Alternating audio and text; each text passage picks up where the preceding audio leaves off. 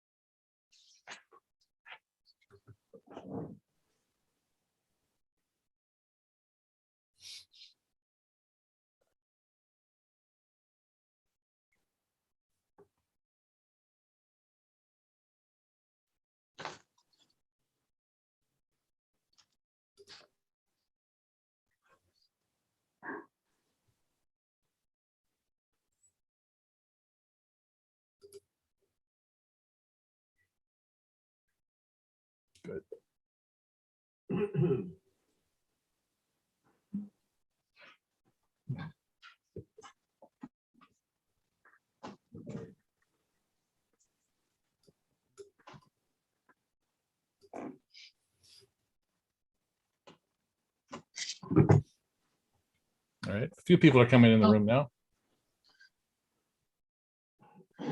I lost you. Can you see me? Yep. I can see you. Yep.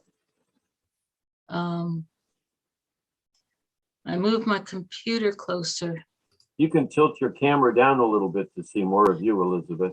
We can Yeah, see, no, we can see you fine. because let me get back in here. Okay.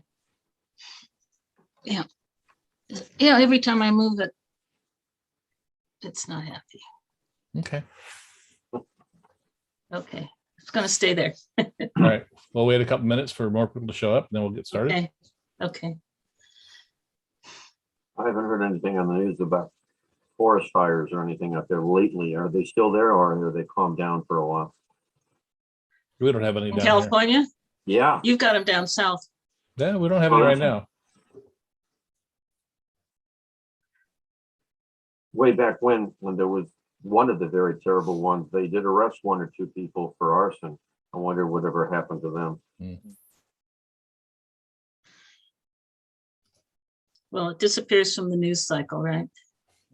Yeah. All right, let's get started. I'd like to welcome everybody to this edition of the Observer's Notebook on YouTube. It's the official podcast of the Association of Lunar and Planetary Observers. My name's Tim Robertson. I'm the host of the Observer's Notebook podcast and also the coordinator of the training program.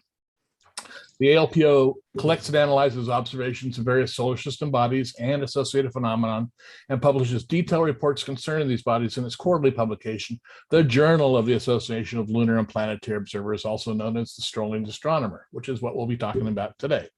If you'd like to join the ALPO, membership begins at only $18 a year. You can find out more at www.alpo-astronomy.org. And we are also on the Facebook. Just search for ALPO Astronomy.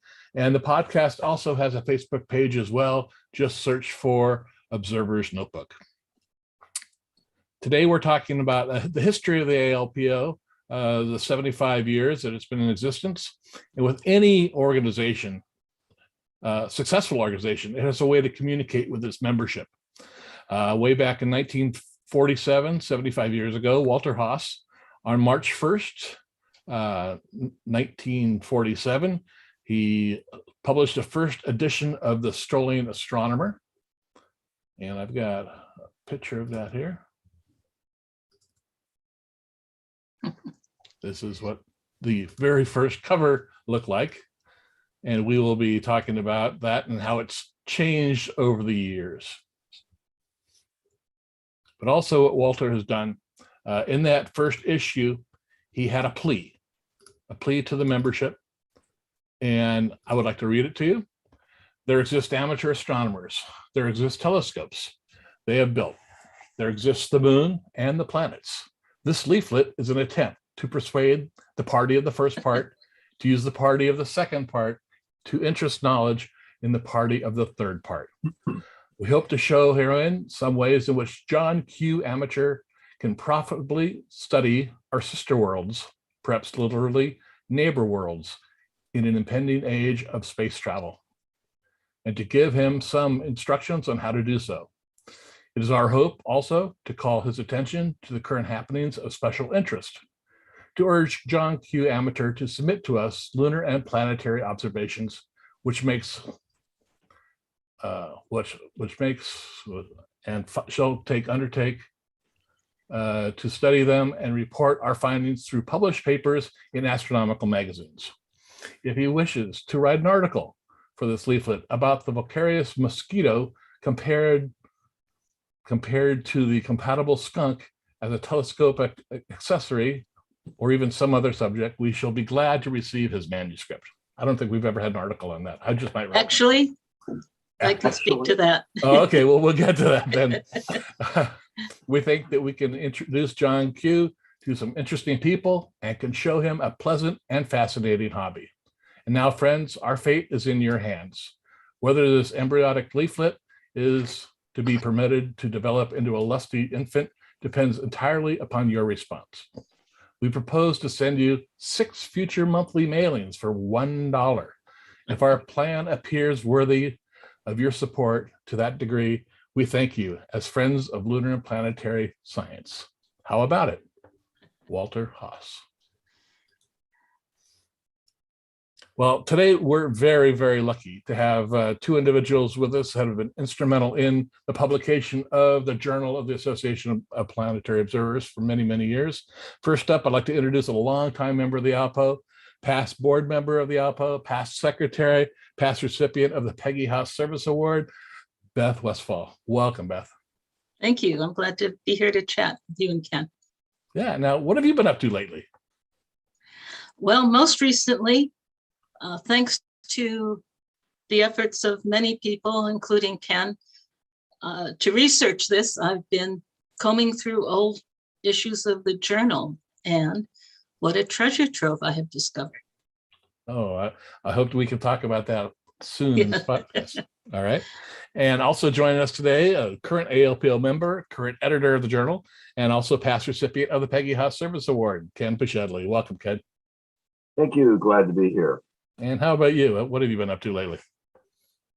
Well, semi-retired as a technical writer, but still very active in the Atlanta, Georgia amateur astronomy community with 2 of the local clubs, and then attending meetings and so forth, and then continuing my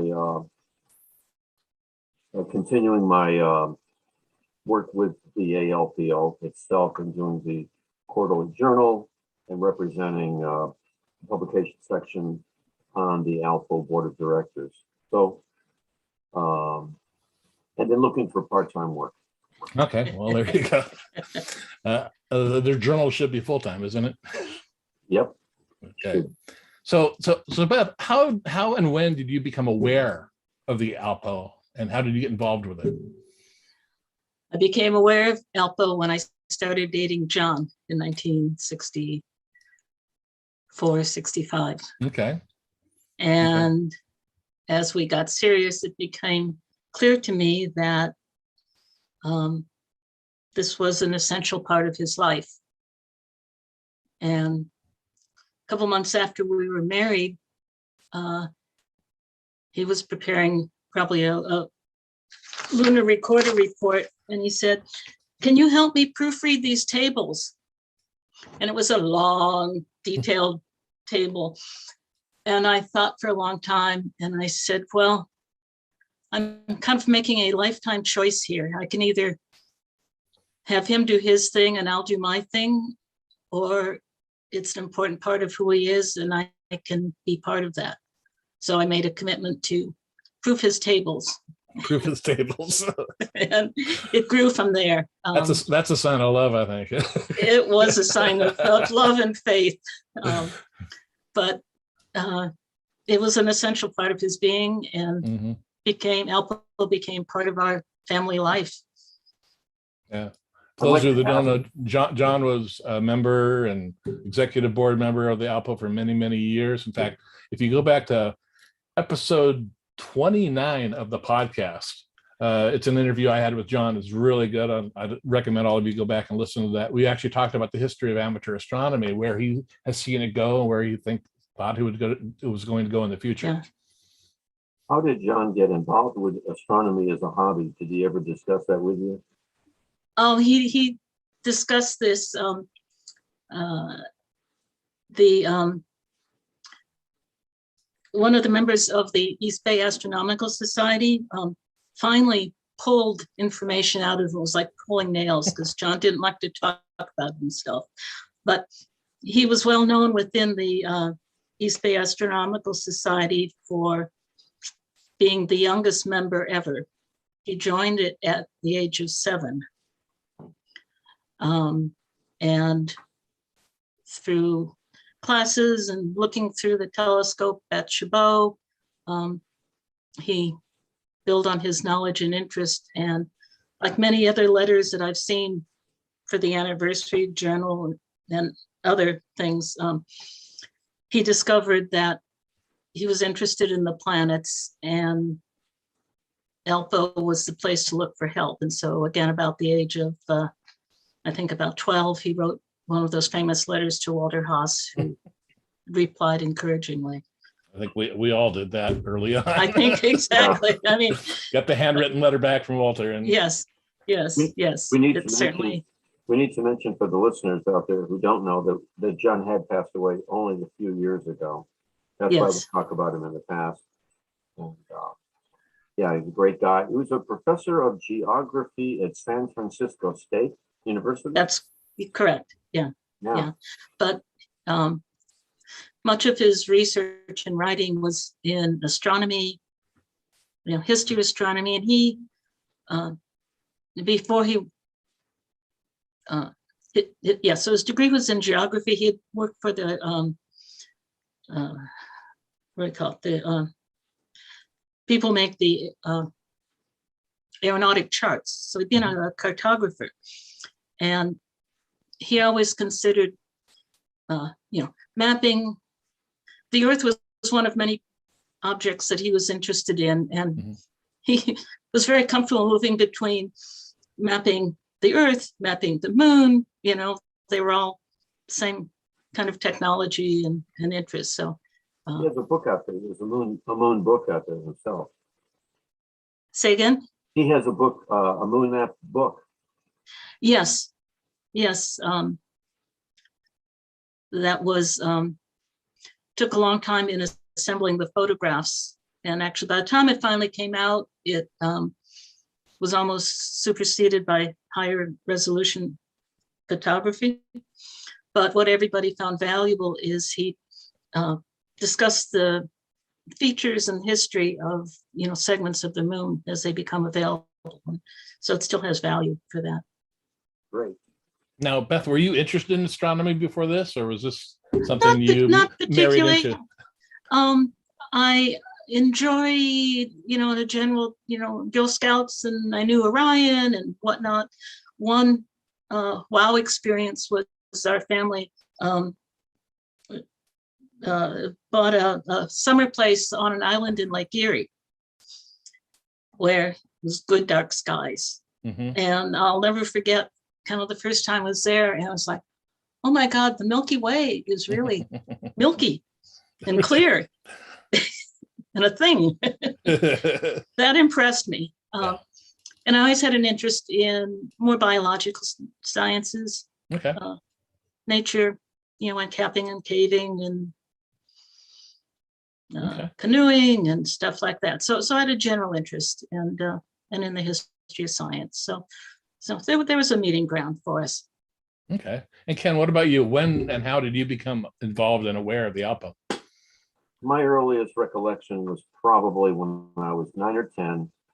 That would be about 1959, 1960. The Russians had launched Sputnik, which I vaguely remember happening. But more importantly, or more obvious to me, was I think it was a fourth grade teacher copying onto a blackboard with white chalk, remember those days, a map of the moon, a huge map of the moon from a piece of paper that she was holding in her hands and then drawing it. And it was one of those things that stayed on the board, for maybe a week or so. And I was just totally mesmerized. I didn't know anything about all that stuff, but I was just totally taken in. I thought that is just so cool. And I just really liked what we used to call space. which to me at that time was synonymous with astronomy. Mhm.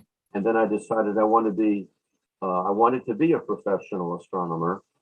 And that was my goal through most of high school. And unfortunately, mathematics and I did not make good friends. Never flunked it, but it just was too difficult for me. So I went into another career. I went into journalism as a career in college. But getting back to the earlier 60s, it was around 1962 that I saw the JALPO mentioned in the back of a book. I think it was called Sky Observer's Guide or something, but it was in the children's room of the public library. There were only two organizations mentioned, the JALPO and the AAVSO. And I wrote, as John did, I wrote to Walter, and he wrote back somewhere here on one of my bookshelves. I have the letter replying to me from Walter. That would be about 1962. I don't know where I got the money because my father was a factory worker. My mom stayed at home to take care of the house. But I remained in the JALPO initially for about 3 or 4 years. I loved the drawings in the journal by Clark Chapman, although I never could figure out the equations that were already in there. So that was when I dropped out. And then I rejoined many years later, about 1990. And I found out that amateurs do what I thought professionals do. Professionals don't observe, well, not really. They set up the equipment, they go to bed. In the morning, they crunch the numbers and they teach. And what's worse, they teach math. So I'm better off. Yeah, I see. Yeah, I got into the JALPO. I had the Sky Observer's Guide. I think I went through about 3 copies of it because I would just destroy the book every time I read it. It had really cool star charts and was a nice little introductory. But I joined, I believe in 1972, I was a freshman in high school. And I had a 2.4 inch refractor, a little 60 millimeter. And I joined and I saw these beautiful drawings by all the amateurs in the magazine. I thought, oh, this is great. I want to do this. And I lived in the San Fernando Valley, and the limited magnitude on my street was 2. So I was pretty much focused on planets because I could see the moon, I could see a couple of planets, and that was it. And I remember I saw that they had a training program. I joined the training program, and during the next 2.5 years, I made over 200 drawings of one crater, Eratosthenes. And I finally graduated from the program a couple years later. And now I'm running the program. So it's kind of nice to go full circle with that as well. Yeah. I want to add that in the earlier 60s, before satellites and the Ranger probe and all this other stuff, I also, Beth mentioned Lake Erie. I am from Cleveland, Ohio, which I still consider the best location in the nation, but that's Yes. how it goes, Yes, agree. And so, the limiting magnitude was probably 3 or 4. I don't know. I lived in one of the suburbs. I lived in the city, but east of downtown. And I had my father take me to the Cleveland Museum of Natural History just about every Sunday for almost a year with their planetarium. And the guy who did it, his name was Dan Snow. He was the presenter. And this is the days before canned or recorded shows. And it was the same show for every month it was the same show. And then the next month it was a different show. And it didn't bother me. It didn't bother me. I was just totally taken, it was great. Yeah. Well, Beth, you've been involved with the organization on a professional level, with the goings on within the organization since the early 60s. So talk to us about some of the early days in the JALPO. Well, for me, back in the when I was involved, it was mostly through proofing John's work. I came across something where he thanked me for typing typing reports for him when he was Lunar Recorder. I have no memory of that at all. That's how, I became familiar with what was going on Okay. in astronomy just by absorption. Okay. And it went, so it was somewhat limited. And I said family vacation was always going to the annual conference. Mhm. And I mean, it seems silly to say it this way, but between going to the conferences and sitting in on some of the meetings, reading the papers, helping John proof them, we would go pretty regularly to the East Bay Astronomical Society meetings. And a lot of the times the information was way over my head. Mhm.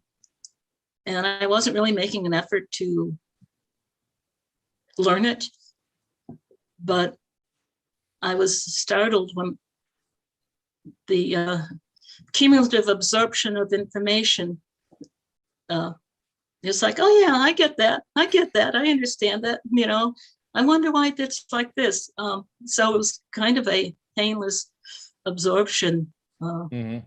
process for me. What about interactions you might have had with Walter Haas? So my actual interactions with Walter were mostly limited to the annual meetings. Okay. Most of the conversations, Walter is on the phone, John here. But John would share what was going on, questions, interactions with Walter. A lot of Walter was, as we all know, was a writer more than a telephone person. So actually I did see a lot of the written correspondence between Walter and John. Yeah, the journal was his baby, wasn't it? It was like he oversaw everything going on with that. It was very critical. Absolutely. So as Lunar Recorder, John was submitting material to Walter for it.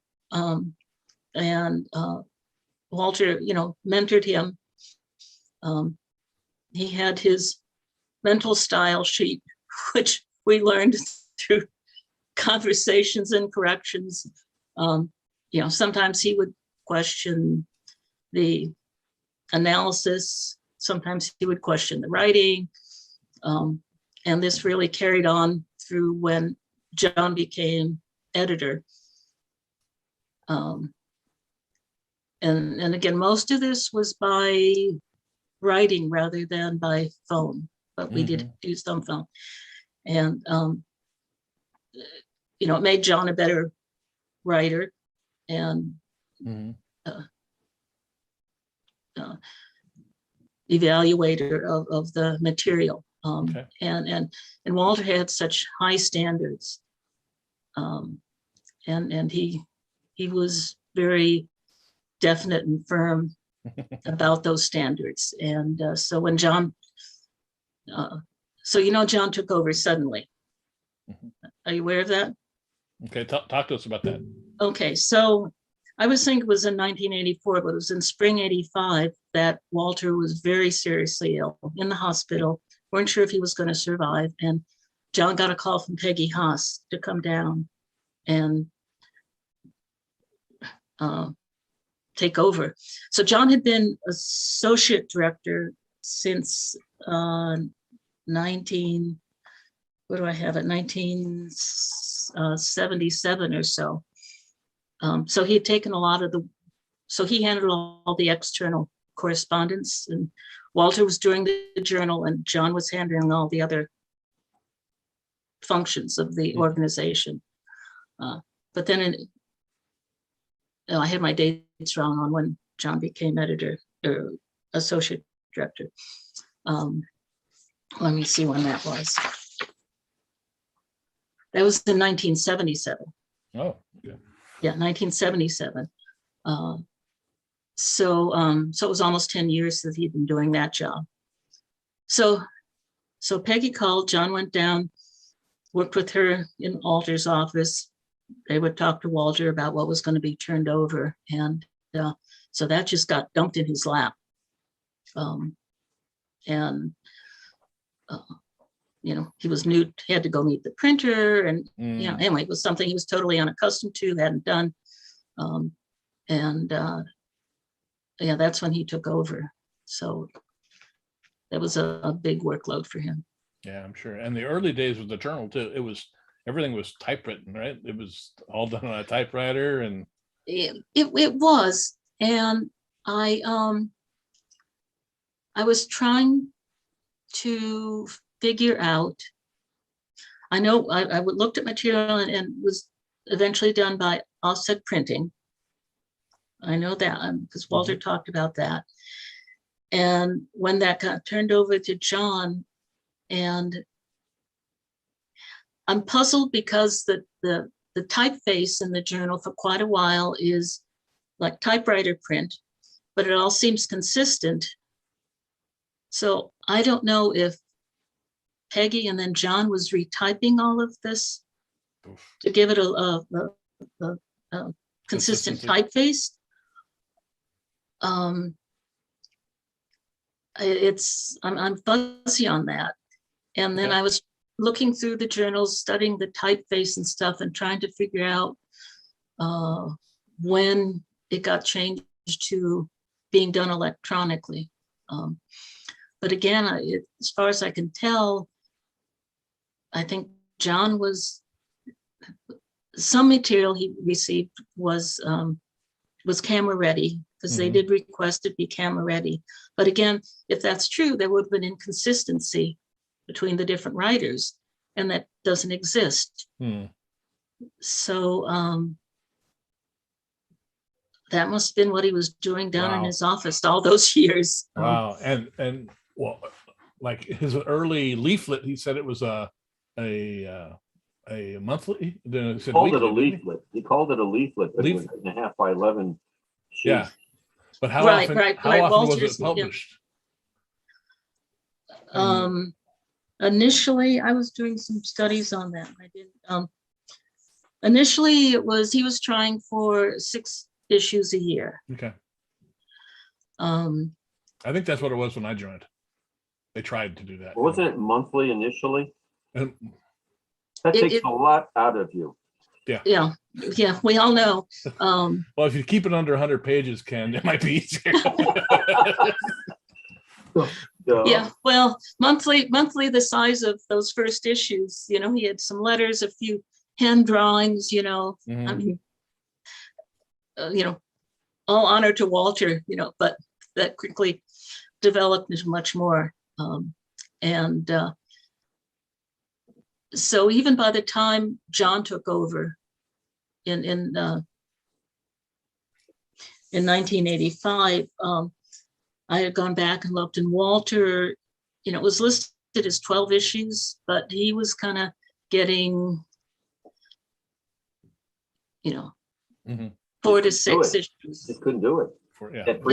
Yeah, labor intensive. Yeah, it's just too much.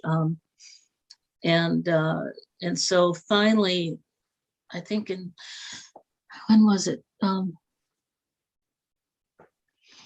They gradually turned it over to accepting that, you know, 4 times a year was more doable. And, you know, even John had some problems keeping up with that schedule. It was inconsistent. Right. But, you know, well, it grew. And with your help, John brought it into the computer age, right? He started. He was more the leader. He was the one. Well, I bought him his first computer. But, okay. And well, let's age ourselves. What was that first computer? Okay, his first computer was an Apple II. I bought it at the KQED auction. That's our public radio, the TV in San Francisco. And it was what I got from the TV station. John had been talking about this. So it was a computer. And as it came from the station, the memory was an external tape drive. Ooh. an external tape drive. So So- the cassette tape? or- Cassette tape. Oh, cassette yes. tape. It was a cassette tape. Lucky it wasn't punch cards.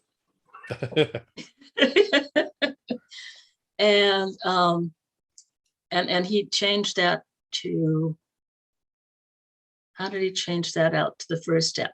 But he developed a lot of programs on that, some for astronomy, some for geography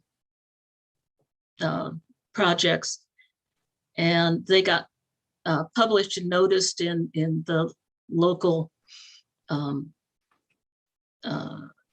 early Apple users Oh, really? conventions and stuff.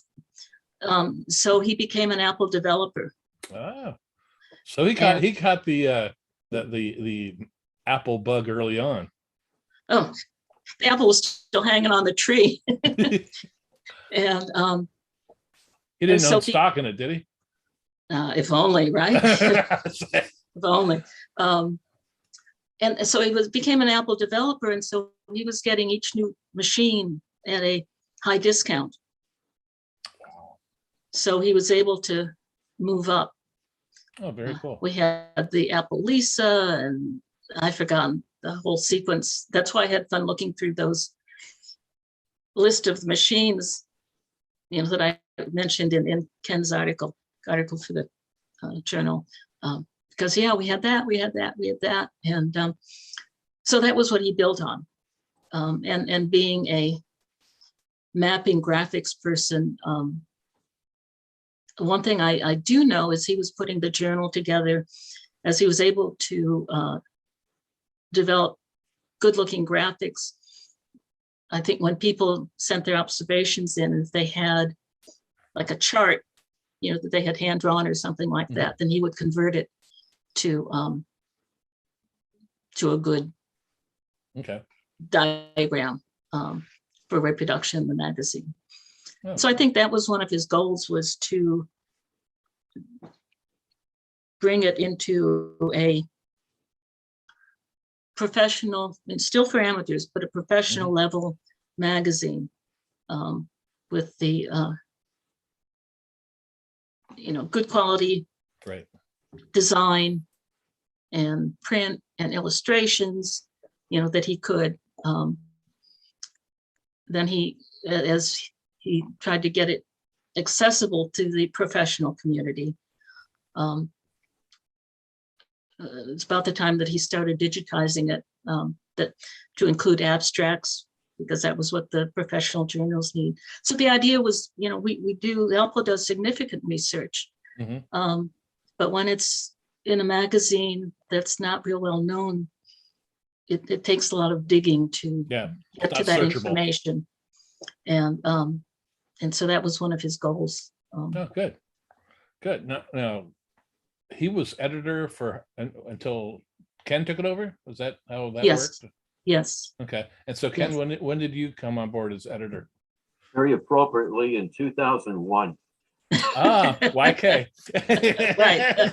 If you love that movie like I do, the movie Yeah. 2001, it's very appropriate. I had, in the mid 90s, I had written to John and asked if I could help him, because the journal at that time was coming out maybe, I don't know, twice a year, it seemed. And I knew that John was overworked. So I said, can I help you out? And he sent me a few handwritten letters or whatever. And I typed them. And then I emailed those back to John. So that made life a little easier for him somehow, some way. And then finally, I don't remember if he approached me or if I approached him and said, I'm available if you want. Somehow, one way or the other, I was given the position. And as a matter of fact, I remember it was in 2000, because here in Atlanta, where I relocated to in 1984, I wound up going into technical writing. From journalism, I segued through publications editing and so forth. And I remember at a star party that I founded called the Peach State Stargaze, for all of you listeners. It was almost like a mini ALPO conference, because various members and officers were there here in Atlanta, and they approached me to take over the journal. And I got to admit, I was kind of scared because I'd be following in John's shoes, and he did a really good job because it was so technical, but I was promised all kinds of support, which I did get. So I said, okay. And I wound up changing the looks of the journal to more of a larger page size at 8.5 by 11. I made it available as a PDF file as well as a hard copy. I didn't mean for it to be so voluminous, but sometimes you get a lot more than, you know, some of the papers are just so long. This issue here that came out in December was 134 pages with the cover. The issue that we just released a few weeks ago, the spring issue, was a measly 100 pages. I'm trying to get it down to 86 or so, but like we're talking about type fonts and so forth, I use a type font called Souvenir, which is similar to Times Roman. You know, it's all these little touches that I put my little, my own look on the journal, and it seems to have done well. And I've tried to keep the professionalism, and it is all done electronically. And I do it here, and I have for the last couple years, I've got the assistance of a gentleman, Sean Dillis, who he's retired and he lives in the Washington, D.C. area. So he's been named actual editor, and I've decided to back off a little bit. I still do the production side, the electronic layout and so forth, and I do the final arrangement. So it's a little easier for me, but we do continue to do it quarterly. It comes out at the seasonal change. So I don't think I don't know what Walter would say if he saw a 134-page journal. But to go back to Walter's personality, I met him really in the sunset of his years. And I found him, when I went to meet him at some of the conferences, he was the most gentle soul. He was never, now this is the Walter that I knew, he was never demanding or heavy-handed. He just, if he requested something, you knew you should do it because he knew what he was talking about. I would send a copy to him for his review before publishing it, and he would almost inevitably come back with, I suggest that we include something about this, and I would bend over backwards to try and include that sentence or whatever it was he was talking about. He was very easy to work with, and I tried everything I could to make sure that it pleased him because he was the boss. But he never held anything over me. He never was like that. He was just a really benevolent dictator. I don't know, but he was really great. A very nice guy. Yeah, I agree with you, Ken. During the earlier years of working on the journal, it was, yes, he was always gentle, but very firm, and he knew what he wanted.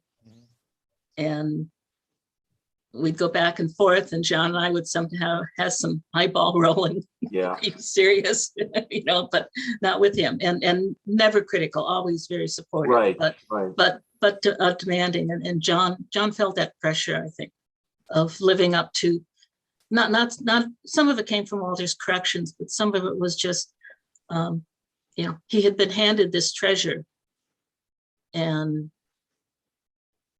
to do right by it. And meet Walter's standards. That was an overwhelming pressure for him. Yeah. Now, Ken, early on when he first took over, what was the process for putting out an edition of the journal? Well, in those days there was no Facebook, or I think the big social media program out there was MySpace. I think that Facebook was either nothing or just getting started. MySpace was it. And it's still around, by the way. But email was it. And so I put the word out that the various, well, what they used to call section recorders, but now we call them section coordinators, would be responsible to forward to me their various what are called apparition reports, whatever solar system body they were concerned with, whether it was comets or this planet or whatever. And I would give a deadline. And my target was to, for instance, with the winter issue, my target was to get the thing in the mail by about the end of the first week of December. Okay. That way it would hopefully be in the hands of the readership, if it was a hard copy, by the middle of December, which was the seasonal change. And so working backwards, the deadline might be the first part of November or something. And it pretty much worked like that. And I would get emails of Word files, and the graphics would be, whether they were JPEG files or PNG files or vector images, whatever. And I have the software that I'm able to take that, and I have a page layout program that I've been using, oh God, since the late 90s, and it served me well. And so I do the electronic layout in this native program, convert it to a PDF file, and place it online where it can be then downloaded by the membership. In addition to that, we contract with a hard copy printer, and we have an arrangement where I produce another PDF file that's more specific to their needs, and I send them that PDF file by FTP file transfer protocol. They're in charge of printing and distributing the hard copies. And I could be rich if I was paid, but I do this for the club. Mm-hmm. Because I don't want to let them down. The problem is, if I got hit by a bus tomorrow, you guys would be up the creek. That's why we have Sean. Yeah. So Ken, is my recollection, actually some notes I found that it was at the 1990 meeting. That was the one in Ventura, right?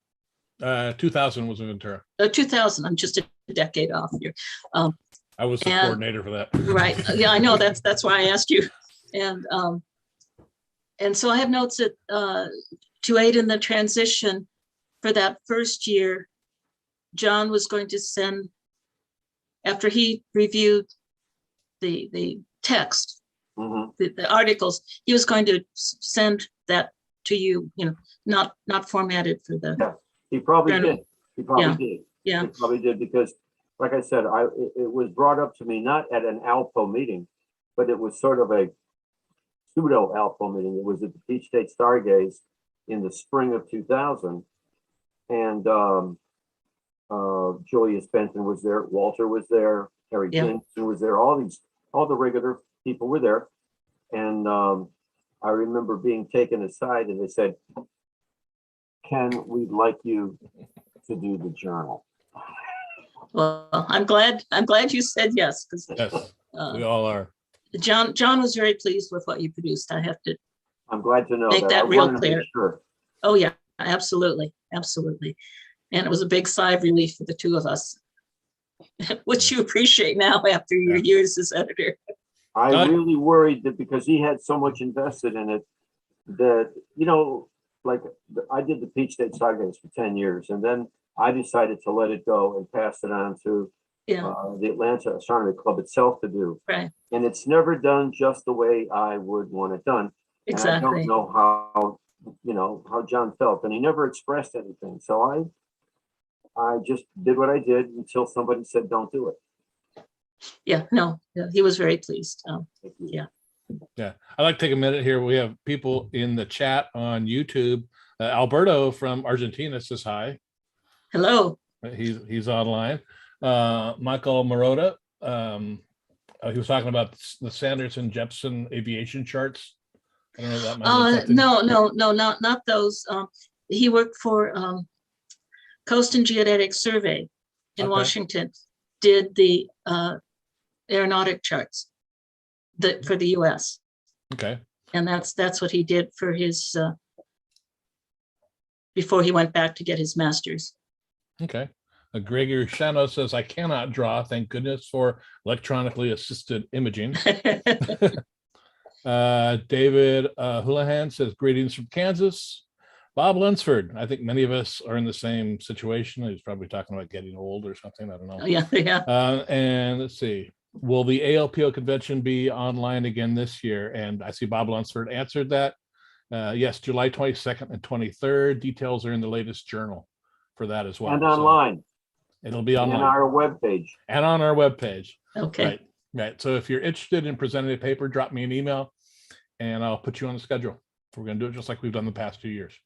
I'd like to add, as far as my work on the journal, for those of the membership that get it, that don't look at it, one of the things that I did was organize it into 3 major chunks.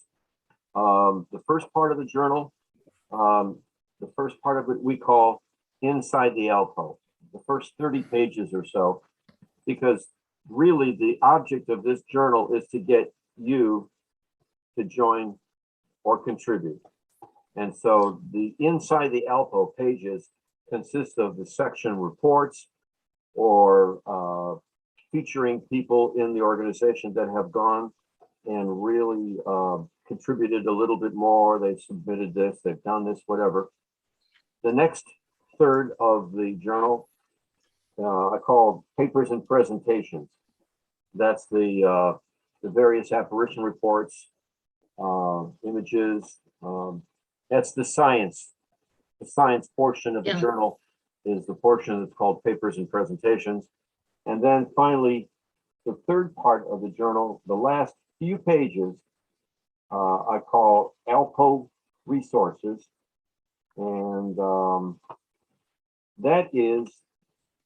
this is a directory of who's who, what's what, who to contact, what to contact. It's a list of all the sections, who's in the sections, their email and regular mail address, as well as a listing of the various publications. We call them monographs, and also various other observing section publications, and also a listing of all the back issues that are still available as hard copies. And then finally, there's a membership application in the back with a hyperlink included there. So if you want to join or renew online or whatever. So it's trying to be a little bit of this and that for everybody. Yeah, And I'd like to hear that, because when you open the journal and see one of these really scientific reports with, as you talked about, Ken, all the math, it doesn't draw you in. And putting that information at the front is a friendlier way to attract people. I'm glad to see that. Yeah, and a number of we have different membership levels in the ALPO, and the least expensive is no paper journal. It's the electronic version. And what I like about that is it's a PDF with hot links in it.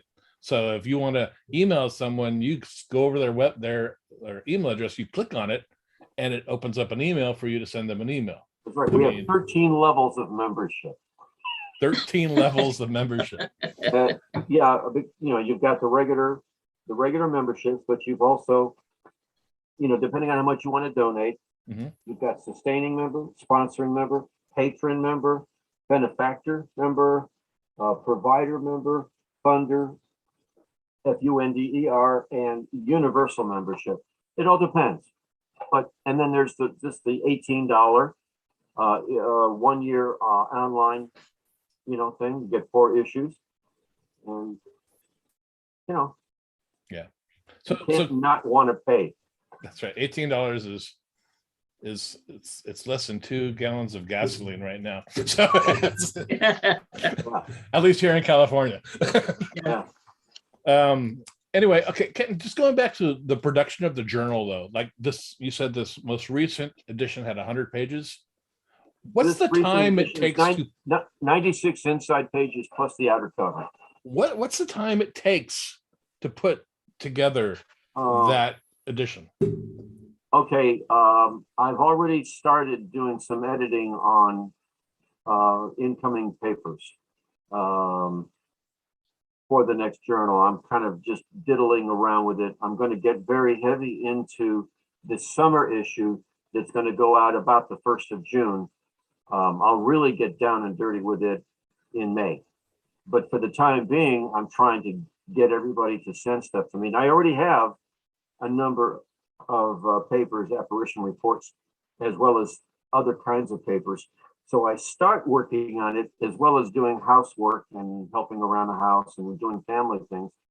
But it really gets very intense in the last couple of weeks of May for getting that done by the end of May.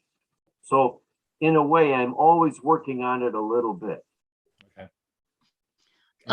Jim, let me address a comment on issue size. So when John inherited the journal, it was typically 40 pages, of the smaller format. And our budget was pretty much based on subscriptions. So Walter really didn't want to go on beyond 40 pages. Yeah. I'm invisible. There. Oh, whatever. This is the size it was back then. Yeah, here it is. There you go. Now you got it. Yeah. This is the size it was. So 40 pages, and Walter was very reluctant to go over 40 pages because it would add to the printing costs and it would add to the postage costs. Yeah, and I found somewhat related to that. I found some comment, actually in some letters. In 1969, in the fall, Walter complained to John that he was having trouble finding quality material for the journal.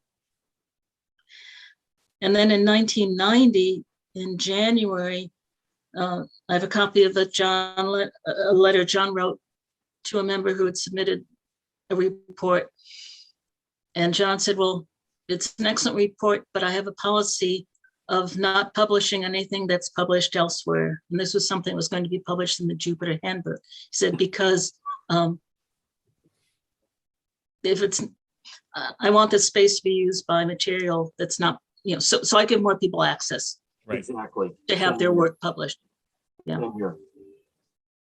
If I find that one of my authors has submitted their paper and it's been accepted somewhere else, and then also been published in our journal, they probably won't be published in our journal again. Yeah, It's yeah, just the way it is. exactly. We're a journal we're what we call it. I have decided that the JALPO Journal, the Strolling Astronomer, is a publication of first instance. Exactly. Yeah. That sounds good. Now, Beth, early on, your involvement with the journal, what were some of the struggles and some of the satisfactions you guys had putting the journal together? Best part was getting an issue finally in the mail.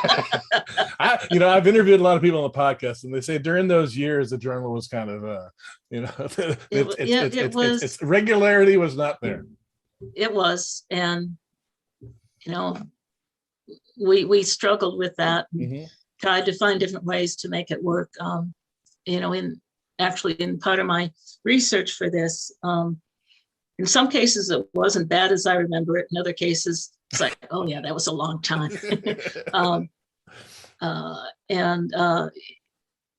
John was aware of it, and he a lot of what he put into it, again, it was kind of to meet Walter's standards. Mm-hmm. Part of it was he was a professor, but he would check formulas, he would check references, he checked everything. Right. And then it seems like he was typing a lot in, and I know he was designing diagrams. So I don't do that. I'm an well, yeah. Your job, now if you've done a paper, it's your job to do the diagram. I'll scan it in, or I'll take your electronic file. I'm not a peer reviewer, but I do have peer reviewers that I depend on. Yes. Right. Well, it was during this transition from all hand drawings or photographs to good quality, again, diagrams Right. or what, that sort of thing, and John, I guess, got caught in managing that transition. So that was part of it. And Yeah, that's so good. so the good times was the contacts he made, the interaction with all the outstanding staff and members who submitted this wonderful research. I know that gave John a lot of satisfaction. Yeah, and the comments I've heard, I mean, there was never any negative comments about the quality of the journal. I mean, it took a while to get out, but it was right when he got it out. Right, It's just right. might not have been on time most of the time, but it Right. was a quality manuscript every single Yeah. time, and I would that, like, And that's what we want. yeah, and I would like to say that I've talked with other people and other organizations. You've got the Astronomical Society of the Pacific. You've got the British Astronomical Association. You've got the American Association of Variable Star Observers, AAVSO. You've got the International Occultation Timing Association, IOTA. I've been told that the Journal of the ALPO is right up there with the BAA and the ASP as far as the quality of it. that's I agree. that's good. That's good to hear. And that was John's goal. Yeah. And it's more scientific, And useful thinking than Sky and Telescope or Astronomy Magazine too. Right. We're more than Sky and Telescope. There are 80 pages in here. I didn't plan on 100. I mean, just is what it is. You were saying, Beth? Again, going through my research, it's nice. It was good to sit back and look at the whole of things.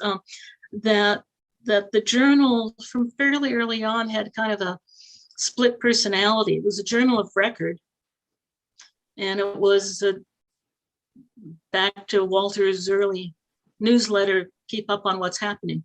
It was also a journal of more immediate happenings and alerts. Fortunately, with the web now, we are able to deal with the immediate events that got lost during the long delays. Right. But yeah, it was kind of a double thing. And Ken, with your new reorganization of the journal, it kind of addresses those two parts.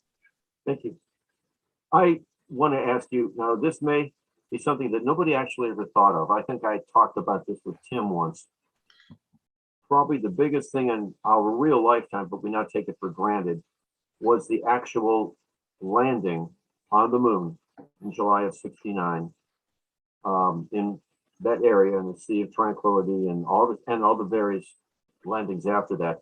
Right. And I would have thought that there would have been something in the journal tied to that landing. Not saying, oh, it happened, but maybe something tangential to it, like, okay, they landed at this area, and there would have been something about that geological area in the ALPO journal about where they landed, but there was never a mention of it in the journal at that Really? time. Yeah. And I wondered, did they feel that NASA was pulling the rug out from Earthbound observers or something? Well, no, but some of that element, I think it might have been, I'm guessing at this, it might have been that this event has been covered in the news. Yeah. It kind of going along, because John and I discussed this on some other events that happened. It's covered in the news, and we need to give our space in the journal to ALPO. But what you say is if we could have had something written by an ALPO member about where it was, that would have been good. Yeah, I like what Jerry Hubble and the lunar section did back in 2019, the 50th anniversary of the moon landing. They had articles every month. I think it was in the Lunar Observer, their magazine, where they highlighted all of the landing sites for all the Apollos, and to go out and observe it, make drawings, make photographs of it, and then the next month we'll look at them. And that was a lot of fun. I did that. That was a lot of fun to do with them. Good. Somewhat related to Apollo landing on the moon, way back when the first, lunar orbiter photos and all of that, there was a lot of hand wringing because there was, well, they've taken pictures of the moon, so what's left for us to do? And that went on through the lunar missions, lunar landings, missions to the other planets. And John spent a lot of energy and wrote up a lot of, this is what you can do with a telescope. You don't need anything fancy. And there's a lot of work that's being done, but I think a number of the recorders in the related moon and planetary sections that had been visited, or after Hubble, what can an amateur do after Hubble? Well, here's what they can do. I know. Are out there all the time. NASA has their photos that were taken, whether it's Jupiter or the moon or whatever, and they show things as they were. But one of the most dynamic sections, or what we call a program, the lunar JALPO section, is really a conglomeration of programs. The lunar topographical section, the lunar domes studies, the lunar transient phenomena. But there's one little program in there. It's called the Lunar Meteoritic Impacts Program. Yeah. And there was one photo taken by a doctor in, I think it was Kansas, back in 1954, at the moment that a meteor struck just inside the night area of a first quarter moon. And it went for years before it was finally decided that, yep. Well, here we are today with a webcam or what do they call it? Lucky imaging or whatever you want to call it. They're now recording actual impacts on the moon, right, a lot more frequently. And you're not going to see those on the lunar orbiter photos because these are now. We're the people who find things. One of the statements that I make, kind of in jest, that's gotten me some dirty looks from the professionals, is it's almost like, at least as far as solar system stuff goes, amateurs make the discoveries and professionals make the announcements. They don't like that. But you remember that there was a follow-up impact of a comet or something that hit Jupiter in such a way that it smeared the cloud tops, and it was nicknamed Bird Strike, like if you get hit by a bird. Yeah. And that made the news because NASA announced it, but there was a real hue and cry from the amateur community. And finally, NASA had to come out and say, yeah, it was discovered by a gentleman, I think in New Zealand, and they gave him credit, and NASA announced it. And that's the kind of stuff that goes on. Oh, yeah. I know. Do a lot. Comet Shoemaker Levy, the first observed impact was by Carlos Hernandez and Jeff Beach.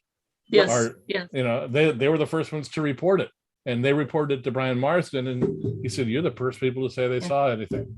Yeah. So Ken, you were talking about the supposed confirmation of the 1953 meteor. Yeah. So John, I think this was in the journal, but after that was announced by NASA, John, it sounded off to him. And, he knows the moon like the back of his hand and had a lot of lunar photographs. And so he went through them, and as well as did some computations and whatnot, and effectively disputed that finding, and that the crater that Virati was her name, that's part of her name, who said she discovered it, that the crater had been there through some Lick Observatory photographs from, 1907 or some such thing. And NASA, I never saw a retraction, but and I'm trying to, it wasn't Clark Chapman, it was one of our other members that became a professional that John had known in their youth, and it turned out he was one of the peer reviewers for that, and he and John had some conversations, and basically he said, yeah, that slipped by me. But John said that was an example, again, what amateurs can do, that they have that historic knowledge that Right. big professionals don't have. Mhm. We actually have our eyes to the eyepiece.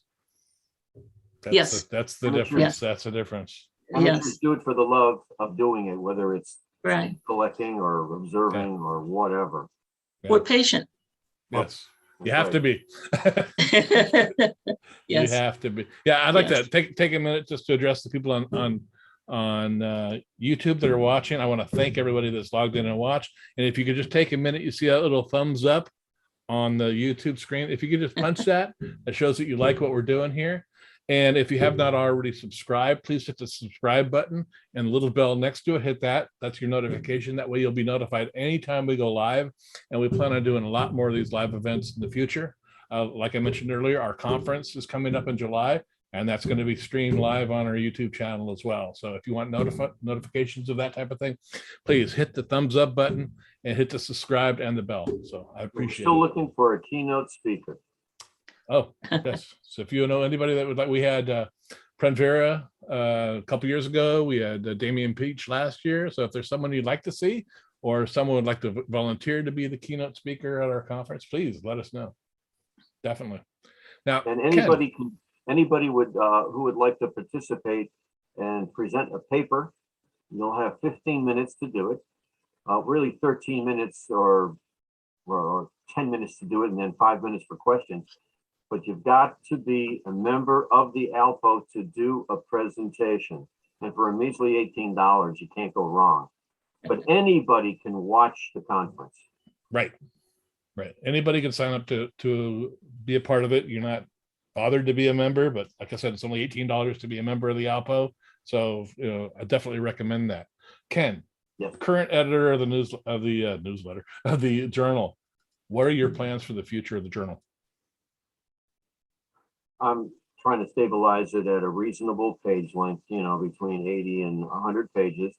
I'm also in the process of gradually trying to see if I can segue to take a lesser role, to find whether it's a company or another individual who would like to take the production side on and still have the journal look pretty much like it does. It's not meant to look like a Word document, like a term paper. It's got to look not super snazzy, but it's got to look, it's got to be eye-catching to a certain point. So I'm just trying to keep the appearance up, but try to find somebody that could take some of the workload off of me. So if any of the viewers or listeners would like to get in touch with me, I am at Ken.Poshedly, Poshedly at alpo-astronomy.org. My surname is a Slovak name, and my mother's mother was Polish. My mother's father was Ukrainian. So I have a connection on all three counts to a little bit of what's going on over there too. Oh my goodness. Okay. Yeah. Wow. Yeah, and all of our contact information will be in the notes once this gets published. So this is also going to be a podcast, an audio only podcast. It's going to come out a little later, but right now I want to make this event live so we can get an understanding of where we're at in our 75 years of the ALPO. Beth, do you have anything like to add that we didn't get to or discuss? Well, as I mentioned, I wanted to talk briefly about the incorporation, Okay, because that's let us get to where we are today. very good. So in brief, there was discussion of incorporating in 1970, 1971, 1987, and it never went anywhere. But after Walter's illness in 1985, we once again became very aware of the fragility of the organization without a structure, without any legal existence. It had no legal existence up until then. Mhm. And so in 19, so I guess in 1987, I told John I'd look into it. So people would say, look into it, nothing happened. Anyway, I said I looked into it, and I did, and it turned out in Berkeley there is a wonderful self-help bookstore, Berkeley 10-Speed Press. And among the books I had was how to do a nonprofit corporation. And it was extremely helpful and provided a lot of the basic structure and boilerplate and issues to think about. And so Walter and John and I put together the papers to incorporate in California. We got that incorporation and nonprofit status by June of 1989. And then we had to get it approved by the feds, which happened during that year. I couldn't find my notes. And we had to put together the financial information, which we didn't really have because we just had members, and so I worked on estimates. And then later when Matt became treasurer and we had to provide a 5-year history, he worked really hard on putting together estimates and whatnot. And so I think in 1990 was our first official board meeting as a nonprofit corporation.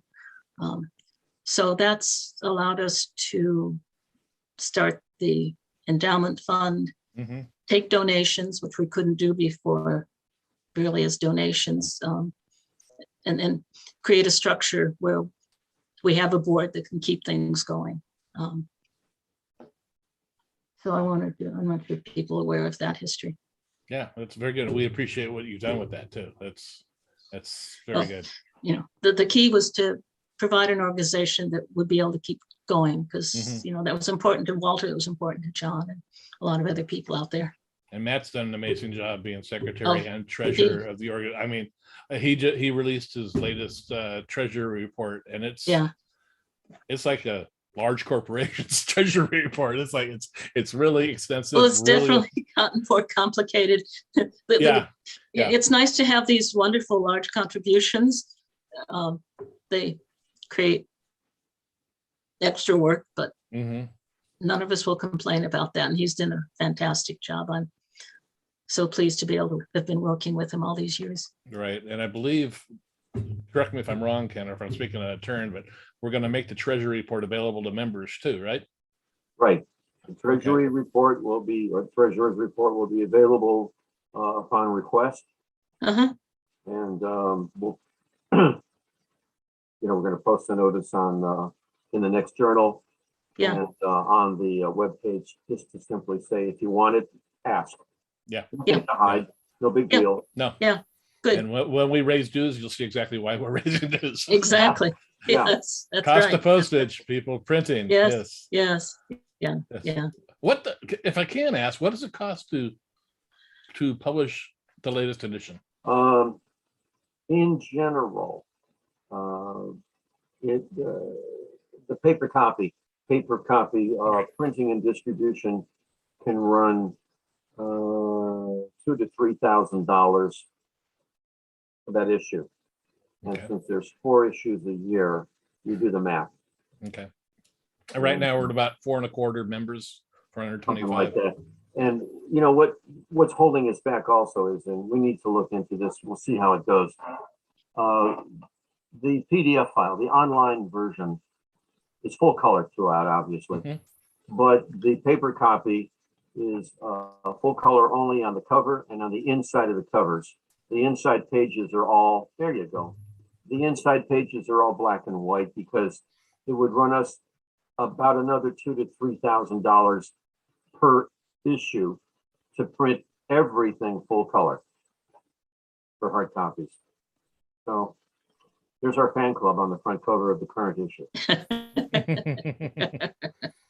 Yeah, and that's like, and if you compare this to the first issue of no.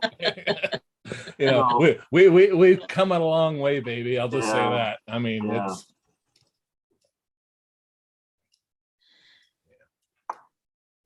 So there we are. Yeah. So, Ken, do you have anything you'd like to add before we close this off for the day? Spend money, shoe boxes of 50s work, but I'm glad to do what I do. If anybody would like to assist me and take some of the workload off, what is that expression? Many hands make big jobs easier, something like that. Yeah. It is what it is. And I want to thank Elizabeth for her support with John all those years. They laid one hell of a great groundwork for me to follow and build on. Well, you did well. Yes. Thanks. Very And good. Tim, you too. Oh, thanks. You Ken. know, the podcasts and the training program have come so far under your leadership, Tim. Darn, you're something else. Plus, Well, you have a job. Plus, I'm not retired. That's Right. right. This is true. Yeah. Yes, I second that. Yeah, Well, thank you. Thank you as we very much. discussed yesterday. Yeah. Yes. Well, those of you that like to help support the podcast, we do it through Patreon. So if you're interested, go over to the pages for the podcast. It tells you how do you help contribute. You can give as little as $1 a month, up to $35 a month, where you receive producer credits on the podcast. And I really want to thank the two producers we have for this event, Steve Siedentop and Michael Moyer, for their continued generous support of the podcast and the YouTube channel. So they each give $35 a month, which is quite a contribution to help us out, because we make no money on this podcast. I don't run ads. A lot of podcasts have ads. A lot of YouTube channels have ads. We do not have ads. So I want to thank everybody for supporting us that does it in that way. And Ken, you're a Patreon as well. I want to thank you for that. Glad to help. Yeah. Well, Elizabeth, anything before we end up? If you want to read a story about the mosquito and the skunk, Yes. people can go to the old issues, and volume 32, issue 3 to 4, page 49 to 52, which is July 1987. They were celebrating Alpo's 40th birthday. John wrote a nice little summary of where we've been and where we're going, but then David Levy interviewed Walter Haas and his thoughts on the anniversary, and it's worth reading as another look back and look forward. And great. David has an anecdote replying to Walter's ask about a story he would publish about the mosquito and the skunk. So your listeners will have to go there. And knowing David and his experience with Shakespeare, I'm sure it's very well written and very entertaining Yes. to read. Yes. And you can, by the way, the entire library of the Alpo journals is available online. Simply put, go to our webpage, our homepage at alpo-astronomy.org. At the upper right corner, click on what's called section galleries, and then click on Alpo publications, and you'll be presented with two screens of volumes of issues going all the way back to issue 1. You'll have to just navigate from there, and you can look for volume 32. Yes, volume 32, issue 3-4, page 49 to 52. Okay, and I will find a link for that, and I will try to put it in the show notes so people that'd be be able to click on it and go automatically there. And mentioning the website, just real quick, we are also in the process of revamping, modernizing the Alpo website. So it's in need of a much needed facelift, and we're working on that now. It's a lot of work, and if any web designers are out there that would like to help us out, and actually within the sections of the Alpo, if you would like to help out as well to set up your individual pages, please let us know. We're very interested in that. On that, I'd like to thank both of you for coming on the YouTube podcast today. This has been a pleasure. Maybe we'll do it again in 75 more years. Maybe not. It'll be fun. It will be. Thank you. This All was right. fun. All Great. right. Bye. Bye-bye.